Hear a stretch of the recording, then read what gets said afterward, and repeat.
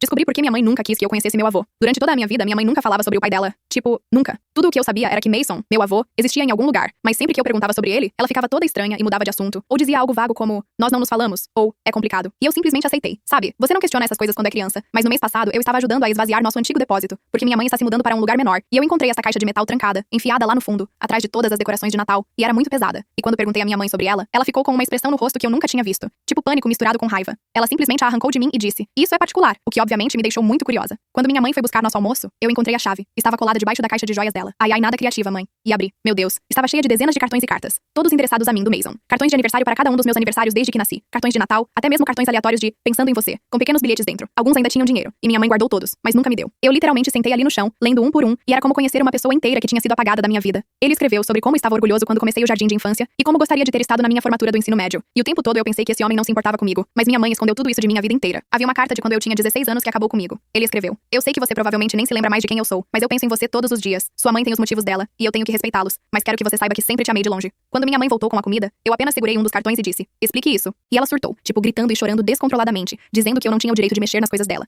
que eu não entendia e que era para minha própria proteção, mas não me dizia do que eu precisava ser protegida. Levei alguns dos cartões para casa comigo, e havia todas aquelas referências a alguém chamada Tina, e a algo que aconteceu anos atrás. Lembrei-me que minha mãe tinha uma velha amiga chamada Tina, com quem ela não fala mais. Então dei uma de stalker na internet, a encontrei no Facebook e simplesmente mandei uma mensagem: oi, você não me conhece, mas sou a filha da fulana, e estou tentando entender um pouco da história da família. Tina de fato me ligou e ficou super surpresa em me ouvir. Aparentemente, ela e minha mãe tiveram uma briga feia uns 15 anos atrás. Quando perguntei sobre meu avô Mason, ela ficou muito quieta e disse algo como: você já falou com sua tia Marge sobre isso? O que eu nem tinha pensado, porque minha tia Marge mora do outro lado do país e só a vemos uma vez a cada poucos anos. Então liguei para a tia Marge e contei tudo, a caixa, os cartões, tudo. Houve um longo silêncio, e então ela apenas suspirou e disse: sua mãe fez todas nós jurarmos segredo, mas você é uma adulta agora e merece saber. Aparentemente, quando minha mãe tinha 22 anos, ela conheceu meu pai em uma festa na casa do lago que a Tina deu. Eles tiveram um romance relâmpago e ficaram noivos depois de apenas 3 meses. Mas o vovô Mason surtou e disse à minha mãe que ela estava cometendo um erro enorme, que meu pai parecia ter algo de errado e estava escondendo alguma coisa. Minha mãe achou que ele estava apenas sendo super protetor, e eles tiveram uma briga gigantesca, na qual ela disse a ele que se ele não pudesse apoiar sua escolha, então, ele não era bem-vindo em sua vida. Ela o cortou completamente, não atendia suas ligações, devolvia suas cartas. Então, 6 meses depois de se casarem, minha mãe descobriu que estava grávida de mim, e então ela descobriu que meu pai tinha outra namorada em outra cidade, que também estava grávida. Acontece que ele estava vivendo uma vida dupla e mentindo para todo mundo. Minha mãe ficou arrasada,